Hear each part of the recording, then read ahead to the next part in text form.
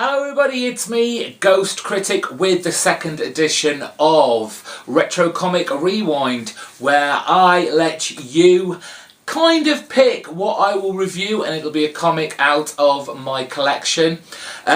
Just to kind of reiterate last week's video and how to join in with this, if you want me to review a comic you've kind of picked for next week, this is what you have to do. You need to put a comment about the video you've just watched in the comment box, and then give me a letter between A to Z, a letter of the alphabet.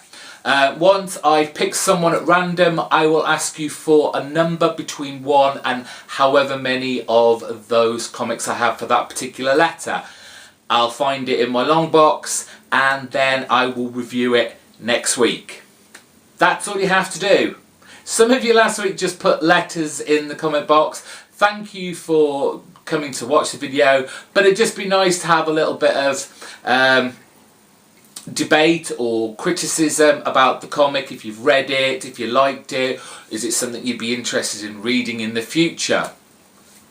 So as you can see from the title up above, we're on to letter T, and that was provided by our own HowlerMouse. Yes, Tim got picked this week, and please go check out his channel. I'll put a link to it in the description bar below. He's been doing some very strange videos of late, fun and entertaining as always.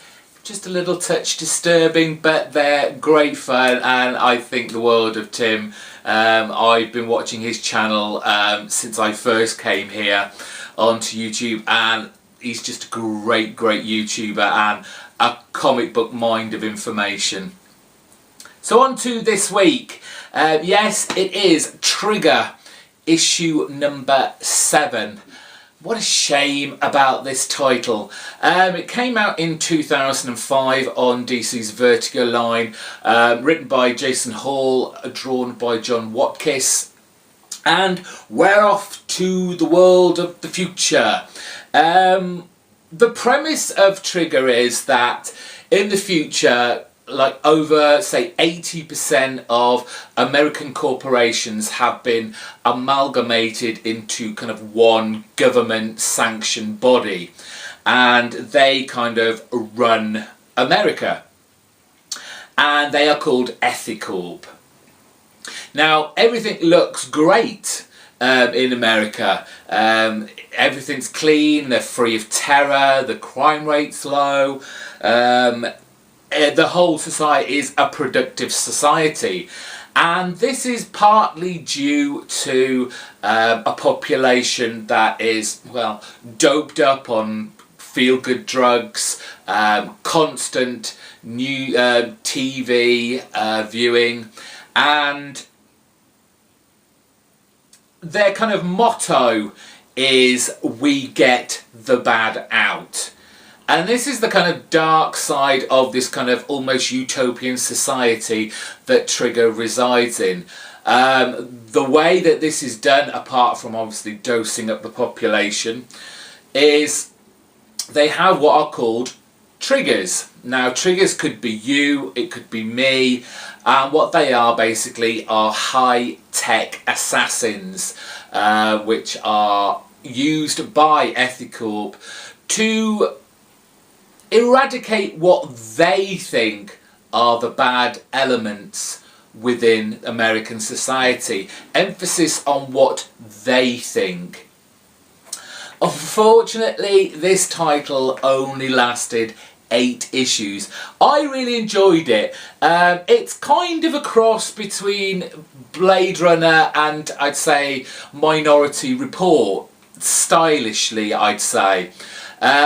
But it didn't seem to be to everyone's taste. This was never a mini-series, it was always considered to be an ongoing, and after the 8th issue there were still a lot of questions, unfortunately unanswered, plot lines dangling, and you just got the impression that the writer had a lot more stories and a lot more explaining to do regarding this title. It also didn't help with issue 7, the penultimate issue. Whether they knew this was or not, I think not. They introduced a new character called Leonard, and we got to see his a day in the life of Leonard, and we can see from this issue that Leonard's life isn't something really to be desired, and it's quite a disastrous life. He's very shy, he's not good with the ladies, he's pretty much sexually impotent.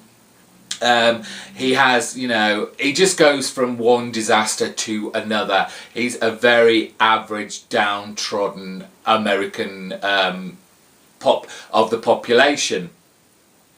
And it's not until he gets pulled as a trigger that he sees another side of life and the extremes that he goes to.